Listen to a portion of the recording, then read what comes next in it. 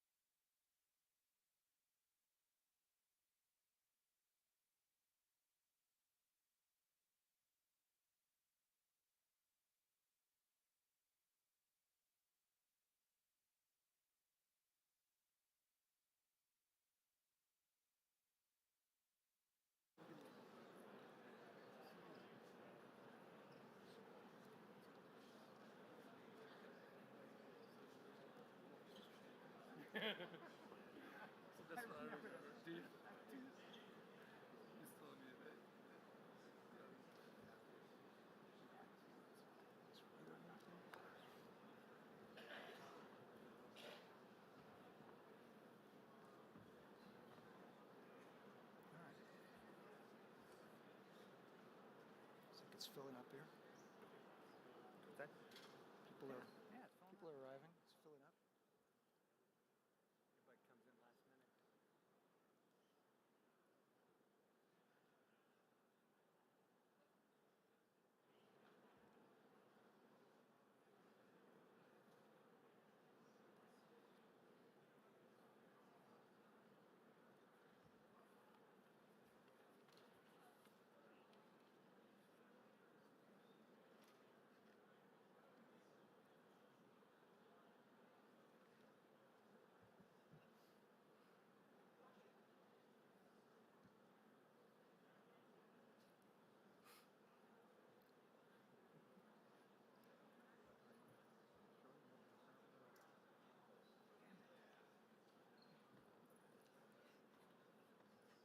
Speak of the devil.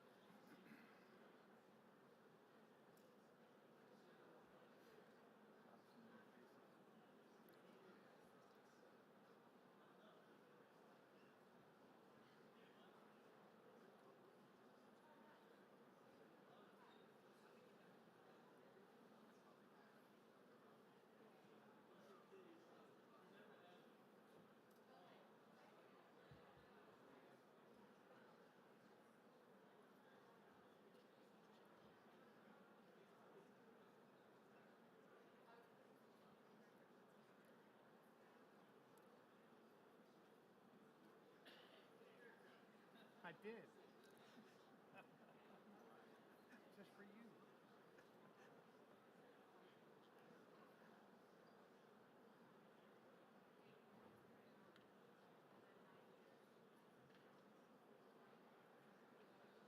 All right. It's a good showing. It is. Well, pretty important stuff.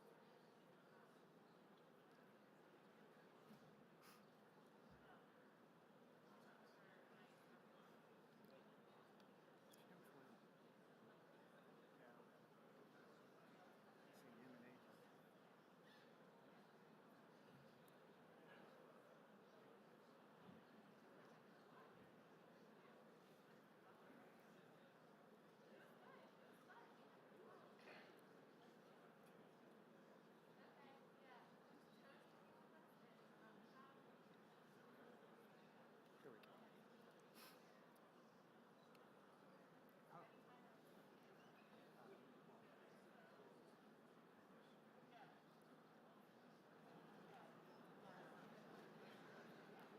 Good morning, ladies and gentlemen. I'm Bill Hamblett, the Editor-in-Chief of Proceedings at the Naval Institute. On behalf of the Naval Institute and AFCEA International, welcome to this morning's panel discussion titled, "What Changes Should Be Made to the DoD Acquisition Process to Accelerate and Adapt to Meet the Future?" I have the pleasure of introducing the moderator of this morning's panel, Vice Admiral David Dunaway, United States Navy retired, former Commander, Naval Air Systems Command. Admiral Dunaway retired in December 2015 after being Commander, Naval Air Systems Command, where he led 36,000 government, military, and contractor personnel in the execution of a $35 billion enterprise with over 4,000 manned and unmanned aircraft and combat systems. His previous assignments included Commander Operational Test and Evaluation Force, Commander Naval Air Warfare Center Weapons Division, China Lake, California. A 1982 graduate of the U.S. Naval Academy, Admiral Dunaway flew the F-18 operationally. In 1989, he attended Navy Test Pilot School, where he began a 26-year emphasis on aircraft, weapon, and weapon system design, development, certification, and validation.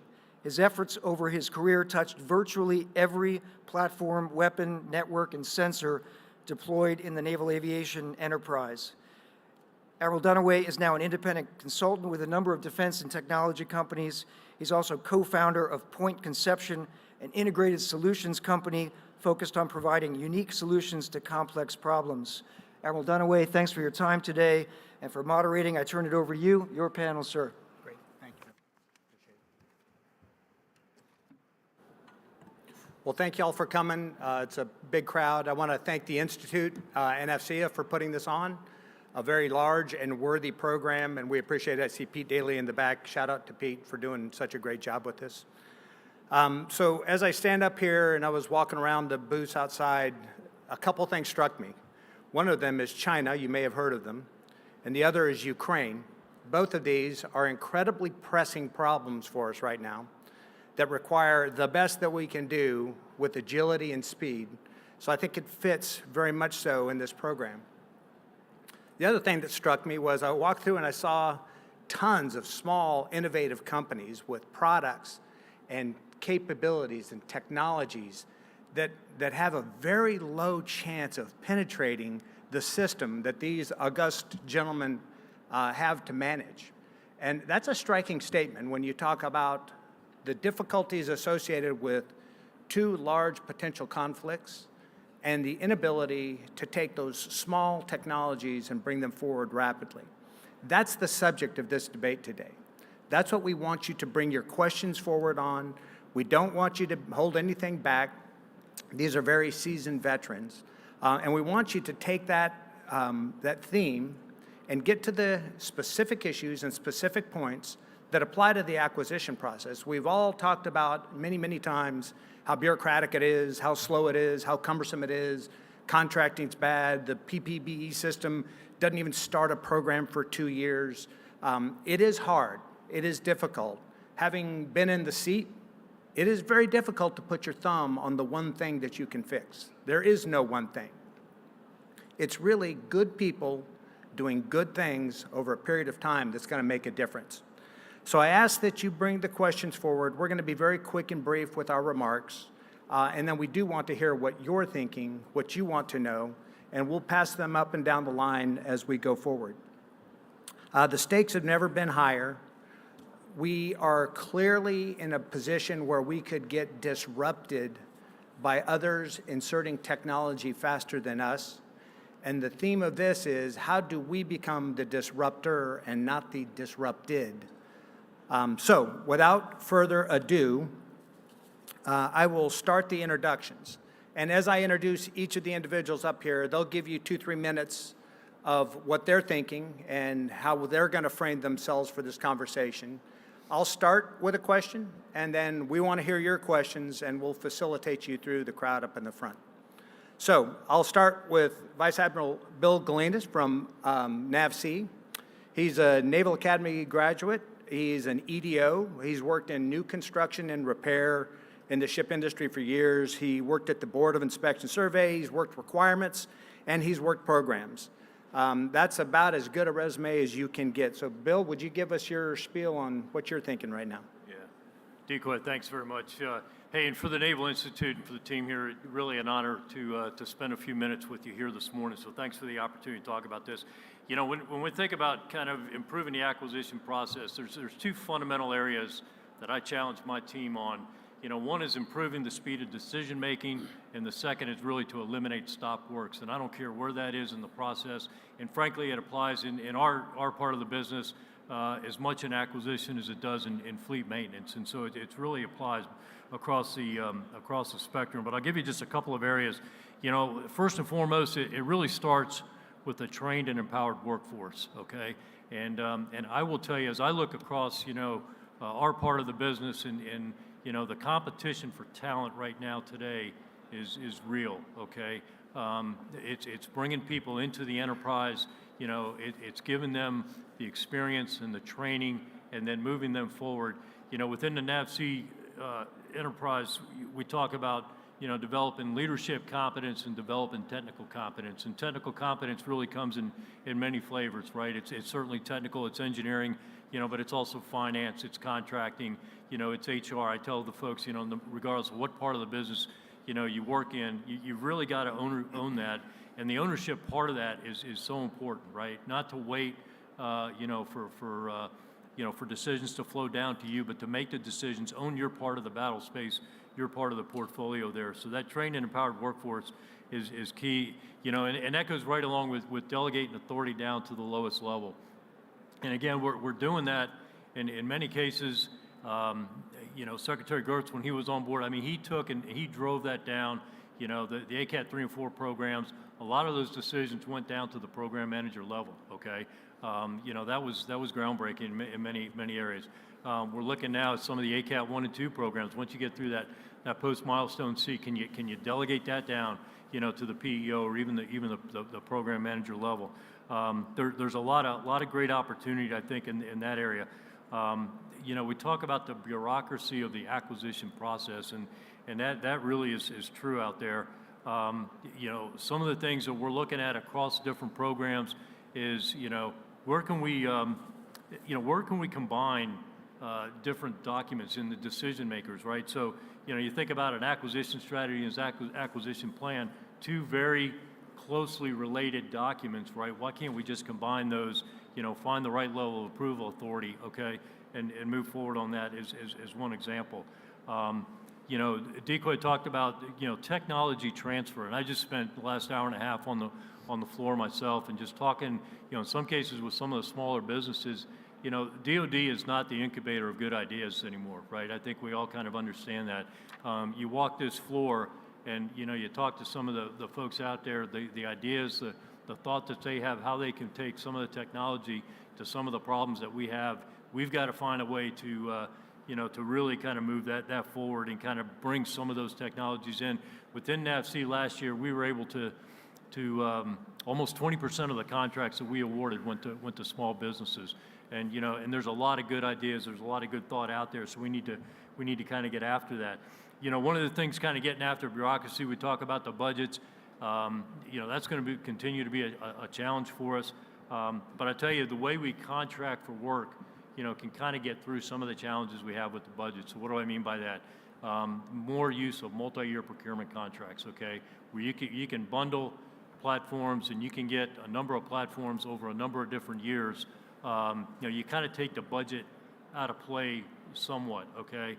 Obviously, you still need the resources, but, you know, once you get that contract in place, then it's up to the service, right? It's up to the Navy to continue to kind of, you know, authorize that amount of work going forward. And where we've done that, you know, we've seen some really good success stories, right? So the DDG 51 program has made, you know, use of multi-year procurement for a long period of time. We did it recently with the carriers. You know, the Virginia class program has got a good multi-year. You know, it does kind of tie up future budgets, but I got to tell you, it makes it a lot more efficient, you know, for the programs when they have that type of opportunity.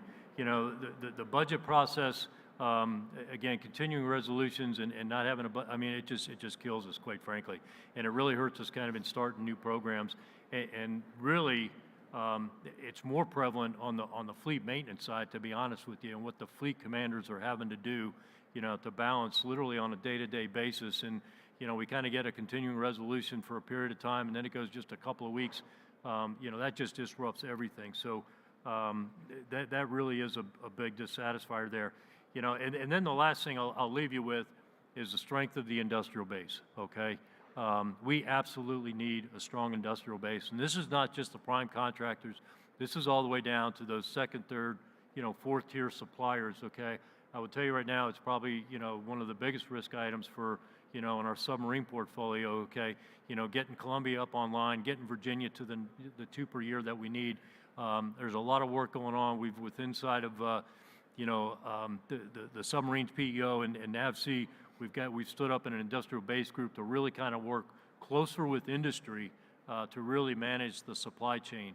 And it's not just the technology and the capacity of the supply chain. Again, it kind of goes back to the first thing that I made, which is really all about the workforce, okay? Because again, the competition for talent in industry is real, and especially when you get into the trades, okay?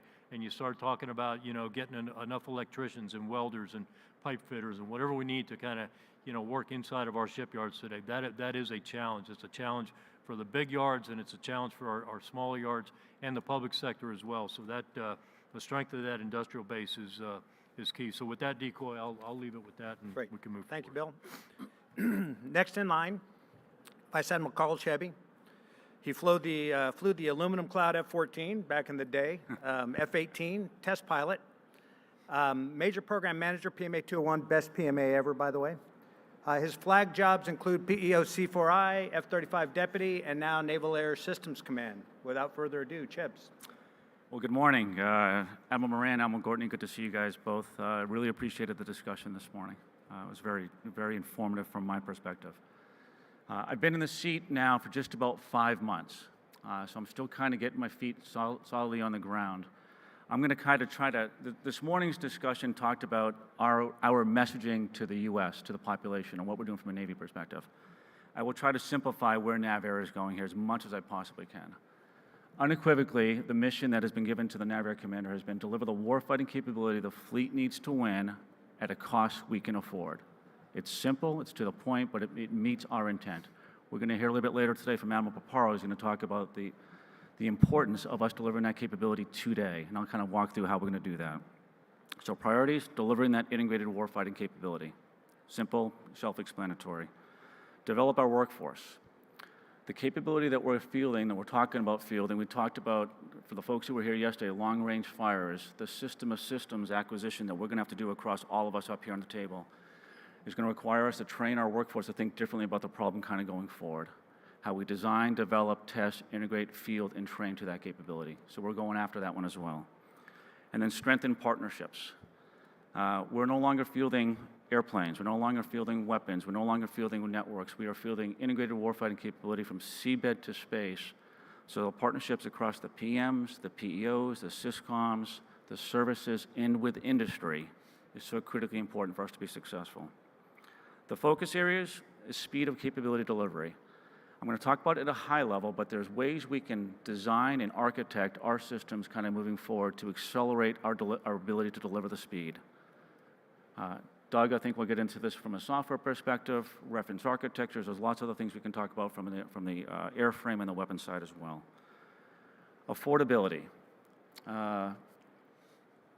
If you look at the costs across all of our programs for the life cycle, 5%, I'll just use F-35 as an example, I'm very familiar with that, 5% in R&D, 15% in production, 80% in sustainment. We spend 95% of our time on the 5%, on the next shiny object. And we kind of heard that again this morning as well. So what can we do to kind of get after affordability, setting cost targets for all our programs, leveraging and sustainment cost targets during the development of a program, not after the program has been fielding. Critically important to our success. From an availability, I think the team has done a pretty good job over the last couple of years, no kidding, identifying what are the barriers to us achieving or increasing our performance from an availability across all the TMSs. They've implemented something called Naval Sustainment System, used commercial best practices to get after the root causes, what's keeping our availability down, and they've done a very nice job there. Overall, across all the fleets, 5 to 10% increase. where we applied NSS principles, it's been 15 to 20% increase in MC. So there's been a significant increase on that one. And the last one I'll talk about is outcomes. I think you'll hear this from all of us today. We talk about get real, get better, focusing on, we tend to focus a lot on incomes, budgets, processes. The outcome is delivering that warfighting capability the fleet needs at a cost we can afford. So how do we measure our performance to that outcome? Great, thanks, Chips. Next in line is Rear Admiral Doug Small at NAVWAR. He's a surface warfare officer. He had a tour in Desert Storm, converted to the engineering duty community, did some counter IED work, missile defense work. PEO IWS is where I crossed paths with him. He's a great professional. Doug. Well, thank you for that. Hey, so I'll just answer the question directly in terms of changes that need to happen in the acquisition process, and being a bit contrarian, I'll say none. Because I believe we have all the authorities we need, and I think we have a lot of taxpayer dollars to do what it is that we need to do. And I think the journey that we've been on, and Admiral Chebby mentioned the get real, get better, is, are we applying the resources that we have to the truly meaningful outcomes that are required to be able to deliver at speed and scale? So that's where I'm coming from. I always tell program managers, you'll never find somewhere in the DoD 5000 where it says, hey, take your time, slow down, make this really complex, study it for a long, long time before none of that is in there yet. That's what we do all the time, it seems. So look forward to any questions on that view. Hey, so as SysCom commander, I also have a second hat as a direct reporting program manager for Overmatch. But as SysCom commander, I'll say, like any of these leaders, right, our number one priority is our people, right? Treating every individual with dignity and respect, create that environment where people can't wait to come to work, to deliver that capability at speed and scale. Everything from where do we recruit, how do we hire, how do we train, how do we reward, you name it. And an ability to contribute on day one to something that's just an amazing mission, and be able to see the fruits of their labors every single day. And some of the amazing things that we're building on, stuff that Admiral Chebby started when he was PEO C4I, things like DevSecOps and these tool chains that allow for culture changes where people can really see deliveries every single day. It's amazing. Part of being a SysCom too is a heavy emphasis on sustainment, right? Our sailors and Marines deserve the absolute best, and so our mantra on that is 100% on-time delivery of our capabilities to ships and submarines, aircraft, you name it. And ACEable of 1.0. We can't have anything less. No sailor or Marine that needs a system to work cares what the requirement is for ACEable that made it through the Pentagon. They push the button, it needs to work, period. We all need to lean forward and make that happen. And then, as NAVWAR, we're sort of the geek squad for the Navy and Marine Corps. We lead this sort of digitalization, if you will, and really delivering capability. Capability is software. I mean, everything that we have out there, whether it's an aircraft or a ship or a missile or, a true computing platform, is software is where the capability is. And we just need to, within the entire department, we need to take on sort of where the rest of the world is in terms of how software is consuming your life with the digital platforms that, got you here today. We need to bring that to the Navy and Marine Corps at speed and scale and deliver that capability. And that includes Overmatch. I mean, that's sort of what we're getting after there. So with that, I really look forward to your questions, and I'll turn it back over. Yeah, I like that. Got all the process we need and got all the money we need. It's like Ron White. We have the right to remain silent. We just don't have the ability to remain silent. Okay, so now I'll hand it over to AJ Pasajian from MARFOR SysCom. AJ, we crossed paths for a long time. Enlisted Marine, transitioned to the officer rank, served in almost every infantry level position up to the battalion commander. He's worked requirements, and now he's running the SysCom. That's a great pedigree. AJ, over to you. Thanks, sir. Good morning, everyone. It really is a pleasure to be here with you, and I think I speak for everyone in this room, but you have to be an adrenaline junkie to stay in this environment and persist. It really is a lot of fun, and there's no shortage of challenge or tasks. It's truly the most vibrant time that I've experienced here, and I think Admiral Dunway is right. There are unprecedented challenges staring us down right now. So for the Marine Corps, what are we doing in the acquisition system to make sure that we deliver at the speed of relevance? I'm in agreement with Admiral Small on this. I think we have exactly the authorities that we require. I don't believe in the valley of death. I don't believe in that. Transition funds being established are, I think, coming out of the same obligation authority. At some point, it comes down to a matter of choice. You choose what to pursue. So the Marine Corps has been very vocal about this. We're pursuing a maritime strategy. We can apply that in any one of the combatant commanders' AORs. And the things that we're doing to get after that and deliver at speed, traverse internal and external, I'm just going to go through 3 of those items for you to give you some very specific examples. Internally, we were tasked by the Commandant to come up with a playbook for how we execute acquisition. Marine Corps is a service within the department, so how we conduct acquisition for a rifle is quite different from how we conduct acquisition for an amphibious ship, a warship. A lot of those systems bleed over into Nav War, as we heard Admiral Small say, so there's some commonality there. But we did just write a playbook that's designed to simplify and make very clear who has a responsibility to do what in this behemoth of a bureaucracy. I'm really happy to tell you that that's approved and we're running. And the intent was to just get a lot of people out of their lane when they don't belong in that lane. Second, externally, there's 2 facets of that we're undertaking. One is naval acquisition and naval integration begins with naval acquisition. You don't just show up at the fleet and the operating forces are integrated. I think that starts way to the left, where we're developing naval concepts together. We're conducting research, development, and acquisition as a naval force.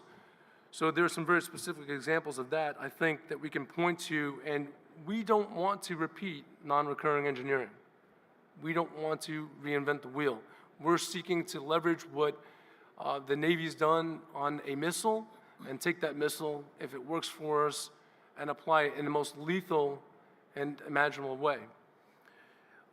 With industry, I think I'll point back to the recent changes in the law for either mid-tier or OTAs, where we're very quickly able to get into non-traditional industry members and take something into production following a rapid prototyping effort. There are quite a few examples of that, I'm proud to say, out on the floor when you walk through some of the booths out there today. But these are real things that are not only in production, but in fielding with the Fleet Marine Force today. And it's the Commandant's kind of hot breath on the back of your neck, wanting to make sure that we can get an IOC going for our force design is what spurred that. And I'm happy to tell you that some of that's already out there in the field and operating today with our Navy brothers and sisters. So again, pleasure to be here with you today and answer some of the questions and get on through the rest of the panel. Thank you. Thanks, AJ. And last but not least, our Coast Guard brethren, Rear Admiral Chad Jacoby. He's worked a wide variety of jobs within the Coast Guard, from engineering to logistics to acquisition to requirements. He was a deputy PEO for C4ISR. He is now the Director of Acquisition Programs and the single PEO for the U.S. Coast Guard, which I didn't know they have a single PEO. So Chad, over to you. Morning, everybody. So I took a practical approach to the question that was posed to the panel: how do you accelerate the acquisition process? And maybe because the Coast Guard is entering into a period of massive shipbuilding, expanding the size of our H-60 fleet, and really getting after a lot of the C-5I systems that are have been neglected for years. So we have to figure this out. We have to figure out how to accelerate the programs moving through the acquisition portfolio. So some of the things I'm working on to do that, one is we're trying to convince everybody or have everybody realize that not everything is a 20-year shipbuilding program. There's tiers, there's different risk levels, and we've set up 4 different governance structures where some of the big programs have to be governed at the undersecretary level. Others don't, and we can govern those inside the Coast Guard at the flag level. We've set up a 3rd tier that get governed at the 06 level inside the Coast Guard, and even a lower tier where we have level 3 limited programs that we put a very light, high-speed, low-drag governance on top of so that they can move fast, we can watch the risk, but these are the ones that don't warrant that heavy, burdensome governance. We have also gotten some legislative change proposals pushed through so that we can treat service life extensions and programs that don't bring in a lot of technical risk with a much lighter governance structure. So, some small successes that we hope we can build from the bottom up to gain confidence and be able to manage programs at the appropriate level. The second one is I would like to stop asking industry for end-to-end solutions. When I see a program plan that asks for the sensor, the communications path, the data floor, the operator's console, I think in the past those have turned into huge contracts and then very standalone systems that can't talk to each other. So I want to look at those and do a little upfront work, figure out what our data standards, interface standards are, and then go out to industry with more smaller contracts to say, hey, I need a sensor that plugs into this ecosystem that I've already figured out. And then lastly, I think parts of the acquisition portfolio have to be set up to react quicker than the 3 to 5 year regular timeline. So we've been able to carve out appropriations and programs that include a group of projects, 8 to 10 projects that can be managed in a portfolio. And what that's allowed us to do is, as priorities change, as obsolescence, steps in, or cybersecurity concerns steps in, we have the authority inside that program to reprioritize those projects. So when something shows up, this year or 18 months out, the Coast Guard can make a prioritization decision, move money, move people, and be able to respond to that quicker than the 3 to 5 year process of asking for funding and bodies. So those are a couple examples of what we're working on. Maybe they're bottom up, being able to prove some smaller successes and then apply those to some larger programs. Thanks. Great, thanks, Chad. All right, so there you have it. You have it framed. It is your job to participate, please. I will start with the first question, and then hopefully we'll have people lined up at the mics to ask these gentlemen questions. So the first question that I'll pose to them is, given some of the comments up here, that the system does allow you to do everything you need to do. I agree with that, by the way, Doug. I think it's a great point. There's plenty of money in the system. So if you've got plenty of money in the system and all the tools, what are each of you doing to create that insertion rapidly of the latest, greatest technology into the system? We used to say, never take a knife to a gunfight. Now you never take a megaflop system to a petaflop fight, right? How are you going to insert the petaflop system rapidly in order to get to the fight? And I'll hand it over to Bill first. Okay, I'll go ahead and start, and I guess let me start on the ship side, ship construction. So let's talk about the frigate program, okay, and what they're doing there, and the starting with the apparent design, okay, built by Finnegan Terry, okay, and taking that frigate design that has already been built and really kind of modifying it to as little as extent as possible, okay, to meet the U.S. Navy requirements. And most of those requirements really kind of, fit into the life cycle piece, okay. So, Chev's talked about, the amount of time, and effort on the life cycle, and that's absolutely true, right? I mean, 80, 85% of your your costs is on the life cycle side. So, there's some modifications made to that, but, look at kind of the speed in which we've gotten from really, again, on a complex shipbuilding program, from concept through preliminary contract, detailed design, and now we're getting ready to start construction this year with the first ship delivered, planned to deliver in 26, okay? So that, a relatively quick process that we've been able to kind of implement there, and we've got to keep that program on track, okay? I mean, we need to maintain that 26 delivery timeframe. That's good where you have platforms that you can leverage parent designs, and we do that, a lot in the commercial sector when you start talking about some of our auxiliaries and whatnot. The second approach to that is really kind of an evolutionary approach. How do you kind of take, lessons learned from previous platforms, okay, and you roll those into a follow-on platform? And so, think about how we built, from the Spruance to the FFGX to the DDG-51 to the cruiser, okay, that was really kind of an evolutionary approach, from hull to combat system, kind of back and forth a little bit. And really kind of we ended up with the DDG-51 program today, which, quite frankly, the Flight 3s that we're building down on the Gulf Coast and up in Bath right now are going to be every bit as combat effective, as the first ones were that came off the line almost 30 years ago. So those two approaches kind of on the ship design and kind of some things that we're doing. On the combat system side, really just, what Admiral O'Connell's doing with software development that really kind of started under Admiral Small's watch when he had IWS, but the concept of a forge, kind of bringing in, some of the DoD requirements with the industry best practices in terms of software development, and try to really reiterate where you kind of get, kind of either infrastructure service, platform as a service, or whatever. I mean, that type of software development process is really expediting, bringing going from concept to capability to delivery to the fleet pretty quick. So two areas of our. Yep. I'm going to mix it up a little bit, Chad. So Chad isn't always the last guy to go. So Chad, I'm going to give you a second to think because I'm surprising you and let you go. No, I'd say two examples of that. The Coast Guard has an emerging need for unmanned systems, and we're building ships with space, weight, and power for those systems.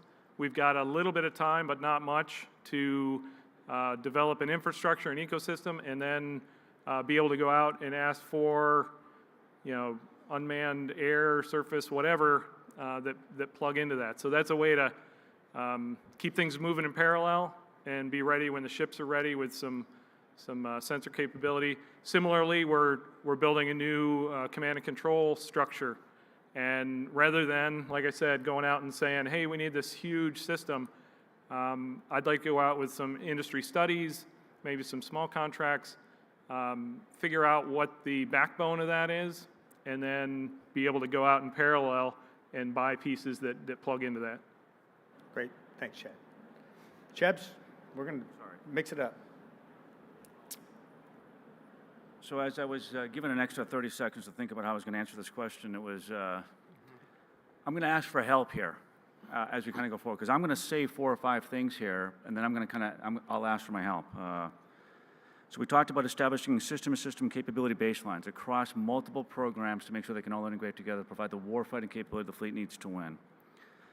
Implementing and leveraging government interfaces, architectures, a consortium of making sure we have the right reference architecture from our weapons perspective and from our platforms perspective. And if you think from a software perspective, it's the exact same thing. Is Mom out in the crowd? He's out here somewhere. So this young kid came and briefed me last week on a simple little application that he was putting together. He was an F-35 aircrew that's now no longer flying. And he walked me through, and I kept on asking him, Mom, how does this accelerate delivery of capability, decrease my cost, or increase my availability? He walked me through all of that. And then I said, hey, what's the vision? Where is this going? I want this to be an application that's riding on Odin, the follow-on to Alice. So my ask, so we can say those words, the reference architectures, make sure we have the right technical baselines. My ask to industry here is, give us the opportunity to set those baselines with you, to set those reference architectures with you. We have usually moved out on programs, and it's been very hard for us to do the plug and play that we've all talked about for many, many years. That is where we need to go. That is the key initiative for us from a speed perspective. Great. AJ, we'll get you last, Doug. Okay, thanks, sir. So some of the things that we're doing right now involve one of our subordinate commands, that's the Marine Corps Tactical Systems support activity up on Camp Pendleton here, just 32 miles to our north.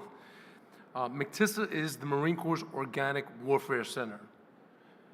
So in a classical acquisition term, that's where we conduct post-deployed software support. You know, I called MCTISA when I was floating in the Indian Ocean off the coast of Somalia, and you know, asked them for help. And there was someone there who answered the phone and taught me how to reinstall some of our weapon systems applications.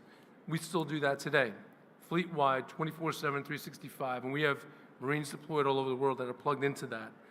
Just as well, we're conducting digital engineering at MCTISA, not only to improve, understand our current systems that are already fielded, but we're using the digital twin model to understand what happens in regression testing when you apply a specific change before you unleash that to the fleet, right? And just as well, we're looking at conducting some research and development on that compound as well before we get into a full-fledged developmental stage. So we're looking at concepts like Dr. Roper would talk about, the digital thread that he wrote about extensively. But the bottom line is you can learn a whole lot more through model-based systems engineering before you get into the physical and the bending of steel. It also happens to be where the Marine Corps presents to Project Overmatch and then on to Project Convergence. With the U.S. Army, we have the unique mission of having to operate horizontally with the Army once ashore. And then, of course, that contributes to the joint capability and all-domain C2 for JADC2. So it's a lot of fun. It's just north of here.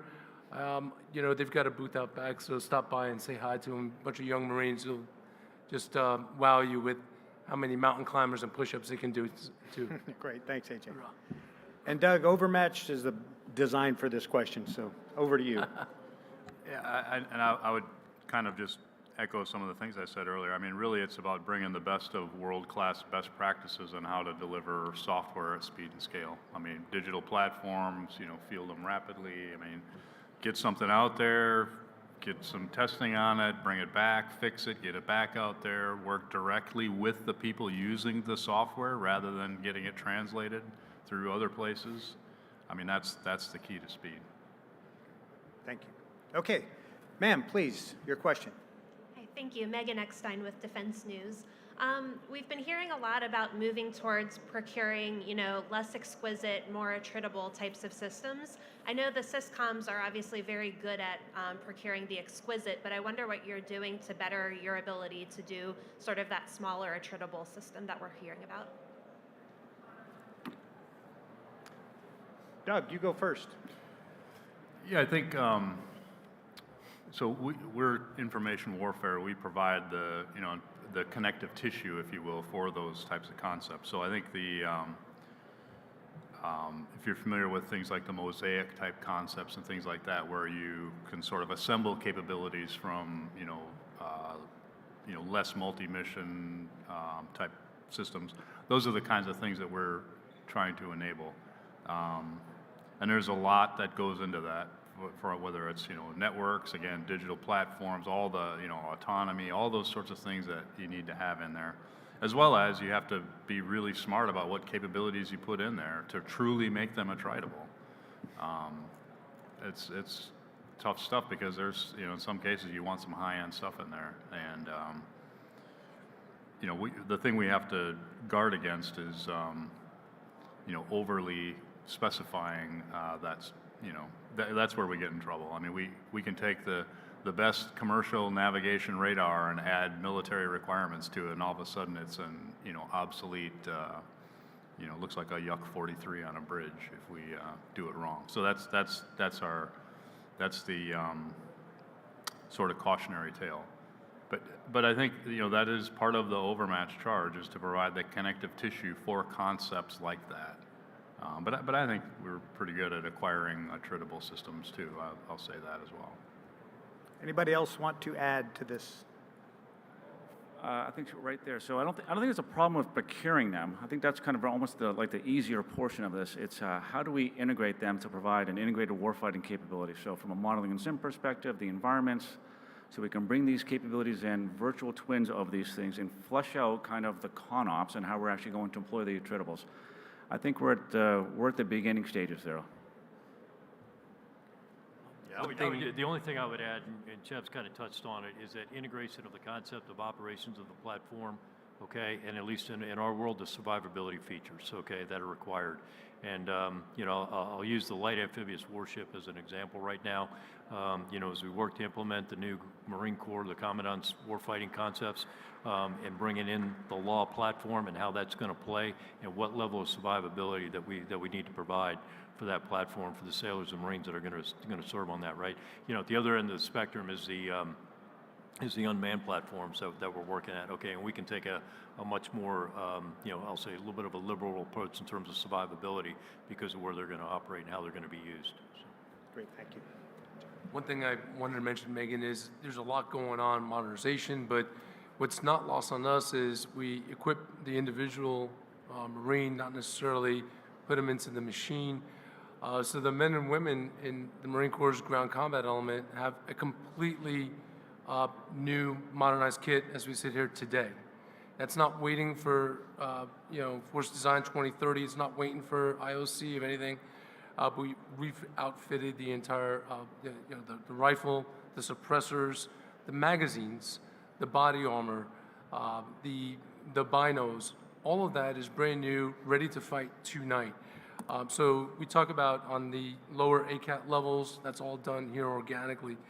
The other thing that I think is worth noting is when it comes to the new authorities that we've been given, there's a SATCOM piece of equipment that I just ran across this morning that it took us a mistake to realize how we can really go fast.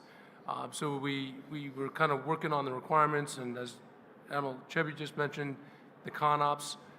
We fumbled our way through that for about 2-3 months, and we quickly learned and went into production just 13 months later. But this is SATCOM that's out there, it's available today, replacing some of our legacy systems, and we just leveraged really good technology that's already out there today. So we think we can get after things by being aggressive. You'll make mistakes, but you'll learn from it as quickly as possible and getting back after it. And putting something out in 13 months to the fleet is pretty good speed and still very relevant technology when you field it. Great, I have thank one you. by the way. Sure. Just as an by the way too, we, if you followed what's going on with like Task Force 59 and the unmanned task force and things like that, they are working with exactly those types of capabilities, that the smaller, attritable type platforms that are doing real world missions right now. So we're learning very, very quickly about these things, and we're only going to get better. Thank you. Sir. Yes, good morning. Cleve Eason from OpNav. Just a question about logistics. Talk about acquisition speeding up, but how do we make sure that we can have the right part in identifying those parts to be able to support this evolution acquisition? Please. One effort the Coast Guard has gone through over the last 5-7 years is bringing a lot of the logistics development effort in-house. We used to embed it in shipbuilding contracts and aircraft production contracts, and a lot of that work had to be redone to match the Coast Guard system once it was brought in. So we've stood up 2 commands that focus on logistics development during acquisition and the transition from acquisition to sustainment.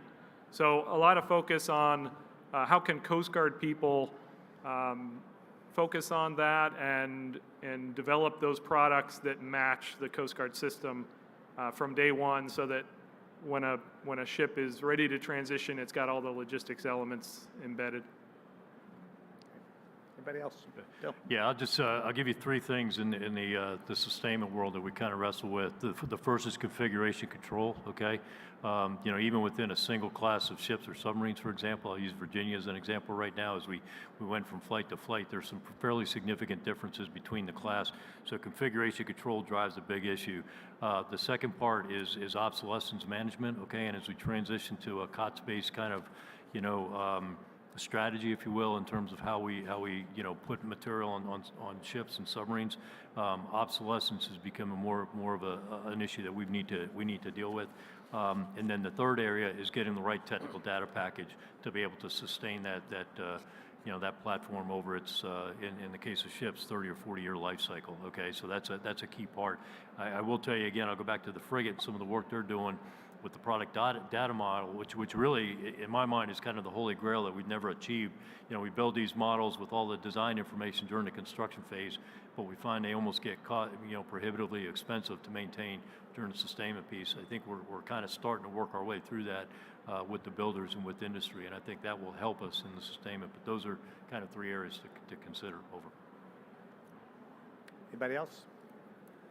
One of the laws that was applied in 2019 was Section 915 that aligned sustainment to acquisition professionals. That was a watershed moment, I think, that finally put these really tough issues back into this is it's a really important technical field, and you gotta have that informed. Sustainment needs to be informed way to the left of a requirement in order to be executed effectively. So I don't think we take enough credit for that sometimes, and it's not necessarily easy to wrestle those operations away from either from people who've been doing it for so long. So putting that back in the hands of a program manager who understands at the get-go what it takes to effectively sustain and make ready is really important. So I think that's one of the new laws that's been handed to us, and we've got to do a better job of really scaling that and taking advantage of it. I think this is one of the areas where industry, big data, the notion of tracking every component under a configuration management, configuration control methodology, understanding when it's going to fail, understanding what the cues of its failure are going to be, understanding how many parts are on the shelf, and filling that whole 10 elements of logistics and balancing it out. We're never going to have enough money to operate as much as we want, but with the money we have, we want to balance it out well. You see it done well in industry in certain spots, but then there's times that we just don't do very well on it. And I think that's an area where we can all improve. Yeah, if I could I wasn't going to answer, but I'll go ahead and jump in. It's, I don't want to go against you, but it's kind of shooting behind the duck. We're already unaffordable, and now we're going to better track, be able to predict kind of where we need from a logistics to what we can bring on the ship. But look, what's driving our costs is it's people and parts, plain and simple. So what are we doing from a reliability perspective, maintainability perspective, supply posture, repair capacity, repair velocity? Those are the things we have to kind of get after to get left of the problem. Industry, we need help here. As they're delivering us either whether it's weapons or aircraft or systems, reliability, maintainability have got to be a forefront of this. We are driving this into our future developments. I'm asking the program managers right now, they can tell me for the future fighter what the speed, the payload, the recovery, all the details. What's your cost per flight hour, cost per tail per year? What's your ONS targets? And it's not an afterthought anymore, but it's almost there. So we're trying to get left of that. Let's drive the cost out during the design phase. And then to industry, please deliver us kind of the reliability that we've asked for. Sir. Good points on the 80% of the cost and sustainment and having all the authorities and tools we need within the current instructions, especially since a lot of the instructions have been updated in the last 3 to 5 years under Secretary Gertz. My question is, for those particular capabilities that are delivered very quickly under OTAs or other innovative processes with very forward-leaning program managers, what I have found in my experience is that sometimes those great solutions land and they become orphan systems. I personally believe that there are no such things as an orphan system. There's just reluctant parents, given the fact that every sustainment program has a mission area, and therefore they have a responsibility to do it. If they're working with their counterparts on the acquisition side, they POM for it appropriately.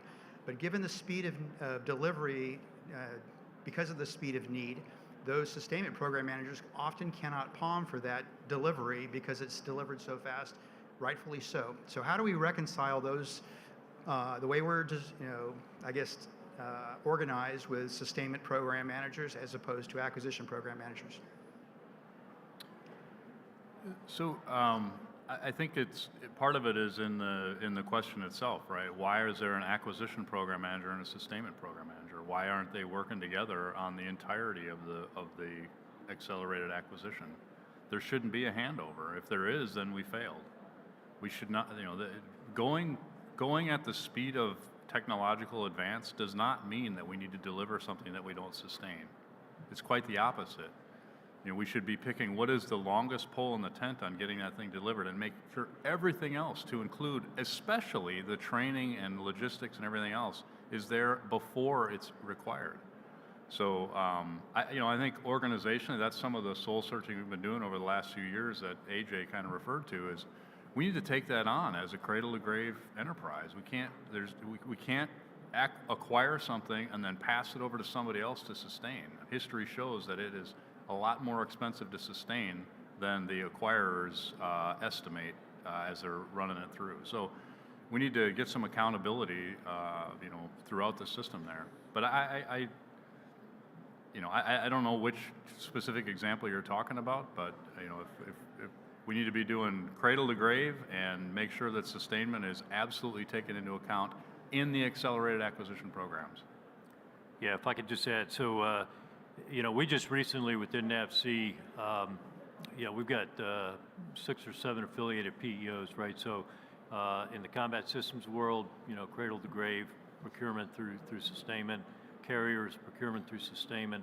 We just made that switch in our submarine portfolio. Okay, so the team sub portfolio was reorganized, and now we have all of our strategic submarines under PEO SSBN. Okay, so the Ohio's in the New Columbia class, all of our TAC submarines under one PEO, and then all of the submarine warfare systems under one PEO. Where we are different is on the ship side. Okay, and we're different there really right now.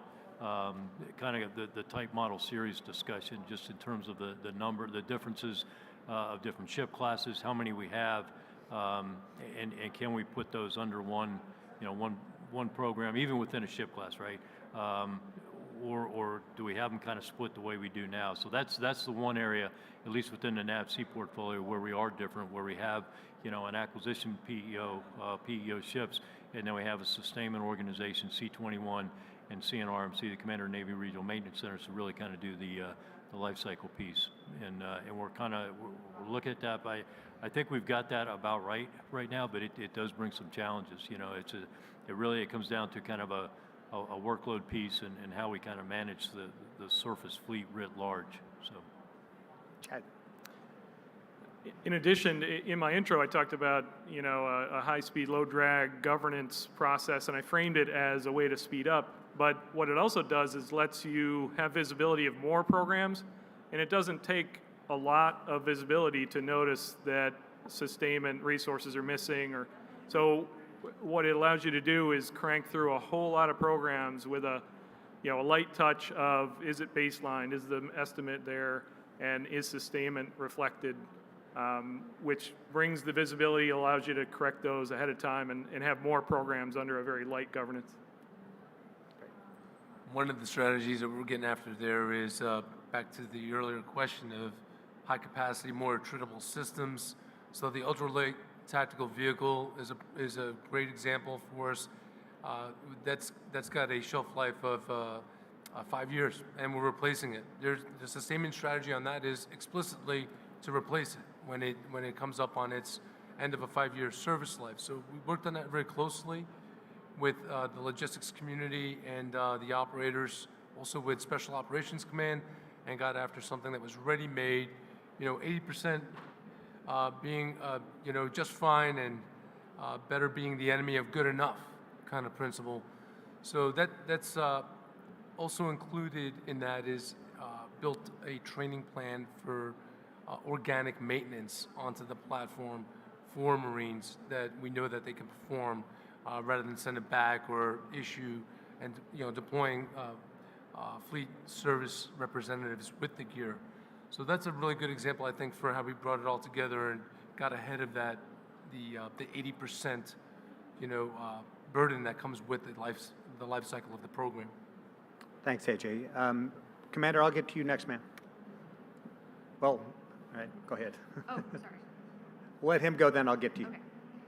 Hey, good morning, gentlemen. Lieutenant Commander Mike Hammond from OpNav in 2 and 6. One comment and then a question.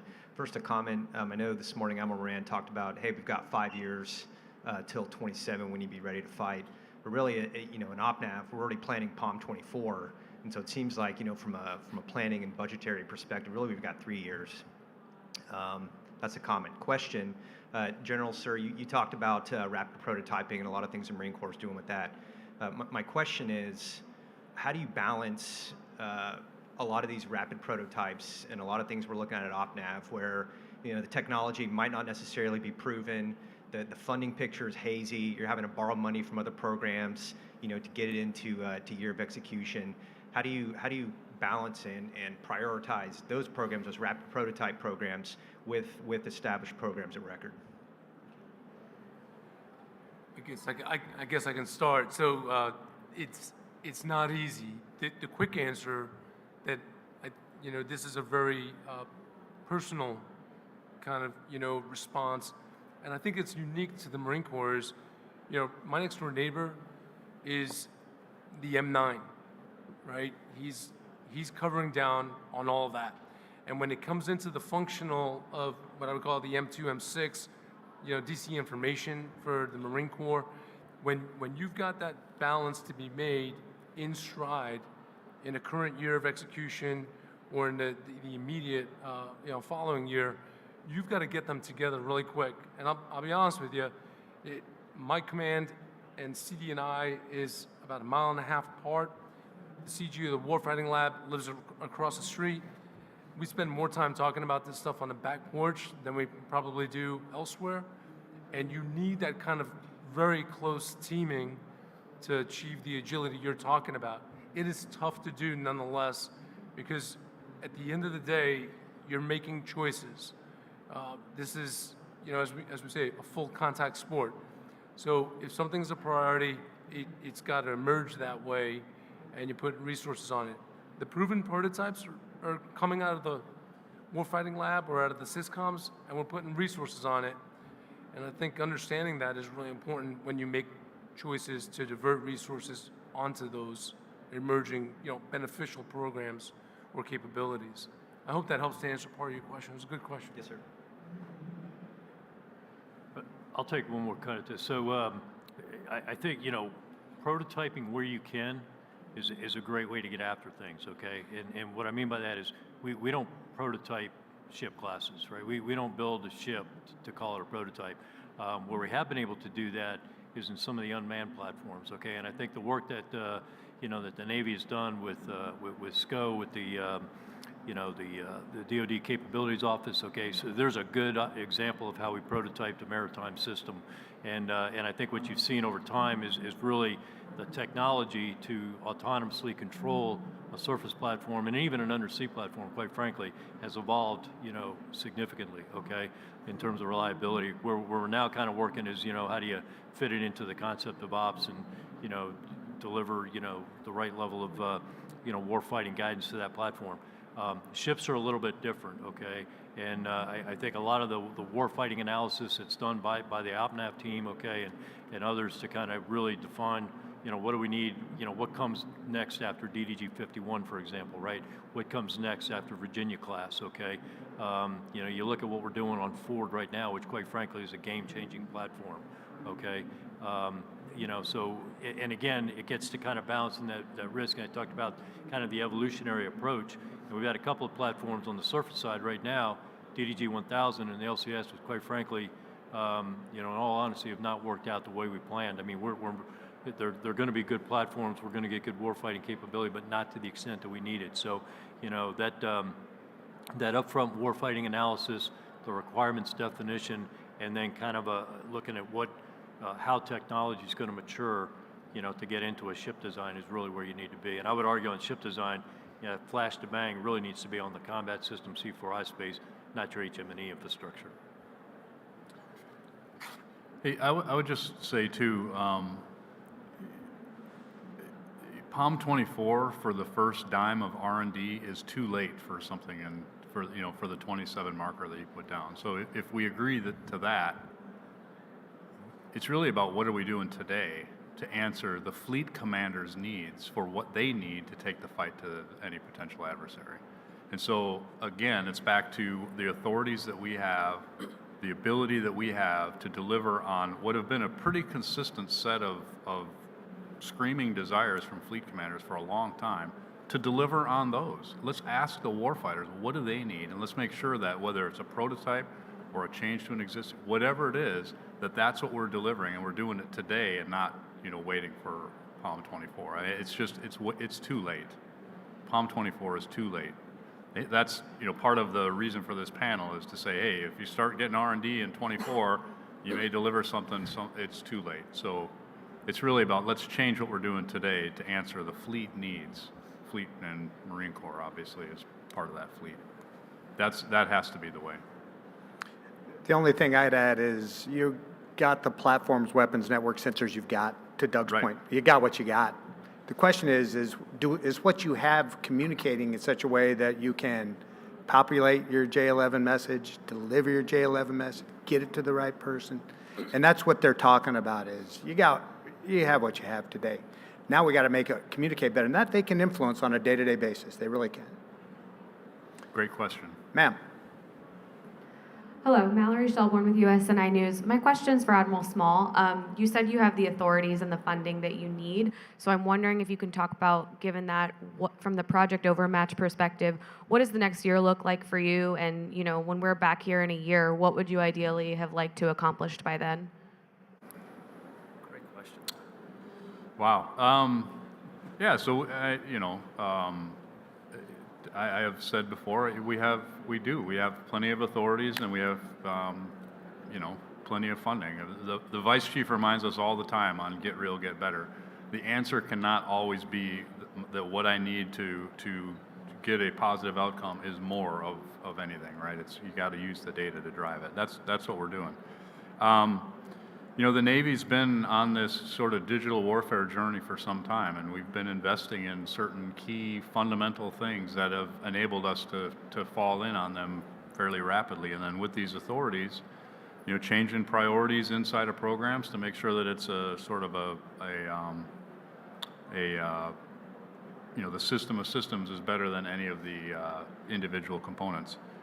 We've been doing a lot of demonstrations. AJ talked about a lot of the stuff that we've been doing with the Marine Corps.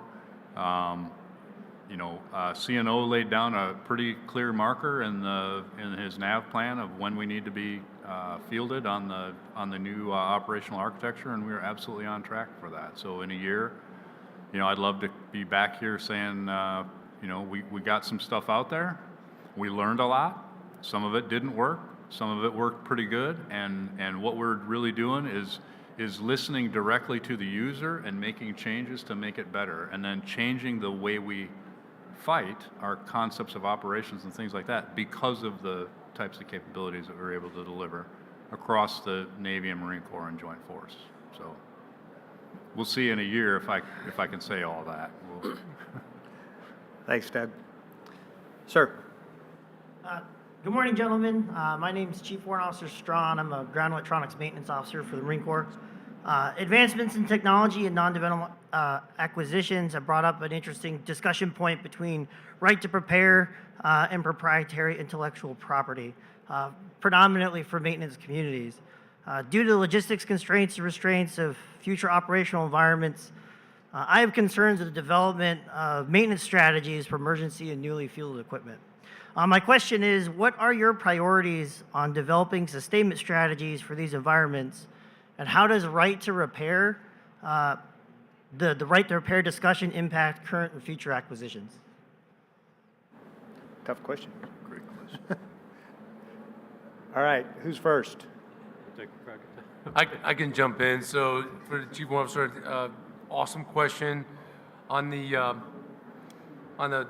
trip out here, I read a paper that was provided by one of our program managers where Marines are taking circuit cards into their own hands at electronic maintenance company and applying repairs to them that would have previously been shipped off to an original equipment manufacturer. And in so doing, not only do we save a good amount of cost, but we regain a lot of time on some of our most important weapon systems. That's one example that I read about, on a trip out here that will just floor you, that speaks to the ingenuity of our young men and women that you can conduct today.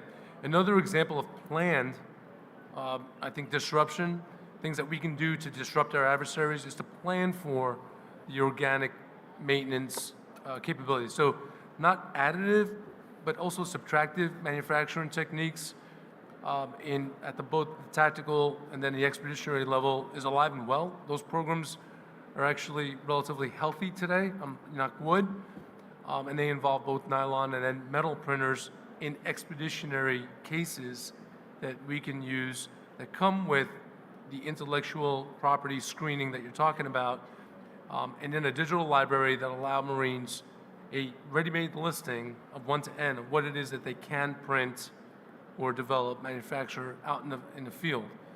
So those are by design, and we've actually made those a program of record, is where we see that being so incredibly important that we've made investments through the POM. And like I said, they're actually doing really well today. So those are, I think, 2 quick examples of how we can get after it. The challenge is to make that just more widespread and, scope that across the entire MAGTAF, is what I would call. Yeah, so let me just give you on the Navy. So that's a great question, okay? I had 2 thoughts on that. Number one, I mentioned the technical data package and technical data rights, okay? That's got to be baked in up front in the acquisition strategy and part of the acquisition contract and the way we buy the systems. And that's tough sometimes because those that adds cost, okay? But the acquirers on the acquisition side, we need to kind of consider that. So that technical data package is key. The other part that I would offer kind of Littoral Combat Ship as an example right now. We have a number of systems on there that do require OEM support, okay? It's that controller with the proprietary software that requires that proprietary laptop to go reset that type of thing. So we've got those type of challenges out there.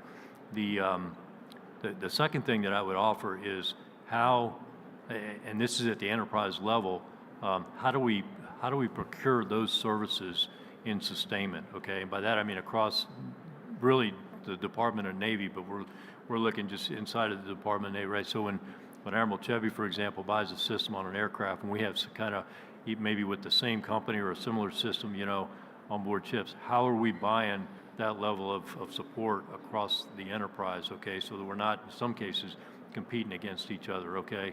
Or, when the Marine Corps, buys a system that we use in the Navy, do we have sustainment contracts that we can leverage off of? That's a strategy I think that we've got to probably make better use of that we probably haven't. So I would offer those 2 areas there. Yeah, great question. Chebs, I think you wanted to say something. Did you want to say something? Yeah, I think it's said. I'll just say. I started off my kickoff comments regarding to affordability, and 80% of the cost is in sustainment here. So thinking about sustainment early in the program, and I think Admiral Galinas just mentioned this as well, is kind of where NAVAIR is going, especially on the new developing programs. Working with industry from IP and proprietary data after the fact, it's for the folks out in the crowd, it's difficult at best. Yeah, I would just say, right to repair. I think I'll just summarize it as self-sufficiency, right? Sailor and Marine self-sufficiency, and Admiral Grady started, and Admiral Caudle continues a sailor self-sufficiency effort that we're a part of. Certainly, designing new systems so that they can be repaired is critical, but also, whatever in 10 years, what we have today is what we're going to have then for the vast majority. Getting that capability today is critical as well. The most awesome, I mean, I always love reading the stories of the enterprising sailors and Marines who, right to repair or technical data or other, they fix their stuff. And that's what we need to celebrate, is that sort of that independent spirit of, we're going to fix it. And then we learn from that, hey, we can do this, and then it becomes a new standard, if you will, on how to fix things. So keep at it. Drive us hard to make sure that you have everything you need to be able to repair your gear and be self-sufficient where you need to take that stuff. Okay? Great question. Yeah, great question. Thanks. Sir. Gentlemen, thank you very much for your time today. It's very valuable, and I appreciate you not only sharing your perspectives, but having a conversation with us. And I'd like to address an issue of single-source brand name procurements within products. So I had a conversation with Admiral Stantonopoulos probably a year and a half ago, and he made a statement that 90% or more of his buys are single source. I furthermore did a review of NavWar's purchases in 2019. I could not find a single product purchase that was not single source. So single sourcing has is both a risk mitigation tool, but it also brings with it a lot of vulnerabilities. And so my question really is, are you happy with the level of risk mitigation versus vulnerability that single sourcing has? And subsequently, as we heard this morning, it also is driving down the number of suppliers that are available in the defense industrial base. That's a great question. I'll start off. I think I was already left C4I, so I'll give him that one. But I'm very familiar with what C4I did from their max, especially on Canes, and I'm not sure if Admiral Rothenelson here. So he had a great acquisition strategy. All the data supports that in a competitive environment, we get better value after the affordability aspect. So I think all of us will agree that where possible, you talked about risk mitigation. From an affordability perspective, we have got to drive competition into the industry base so we get the best products. Hard to do after the fact. So doing that up front, getting the tech data package, either going to another OEM, insourcing that stuff, that is a correct path. But we have to think about that ahead of time. What do you guys? Yeah, I don't know if there's a distinction in single source versus a competitive and the same person won. I mean, I don't know exactly what you're getting at, but I think we have strategies that do seek competition, even within the existing programs. Canes was one example. So if the same and I'm not familiar with it, but if the same company won over and over, I don't know what to say. On the sustainment side, I'll say it's kind of a two-way street. Too often when NavSup wants to compete for parts, there's a lot of people that don't want to bid in that industry, and we do end up single sourcing them, and it is prevalent. As a kind of back to the earlier acquisition versus sustainment discussion, you have to take that into account up front, that you need to get multiple sources for the parts, but not everybody wants to play. To include sometimes the people who built the system in the first place don't want to sell spare parts for it. So it's a tough game, but it's part of the entire acquisition and industry team to get after it. Competition we love it. More of it.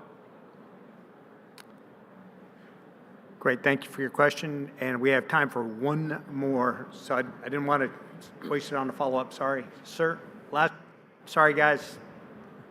Thank you, sir. Good morning, gentlemen. Major Mayfield, I'm an operations officer at an MOS school in the Marine Corps.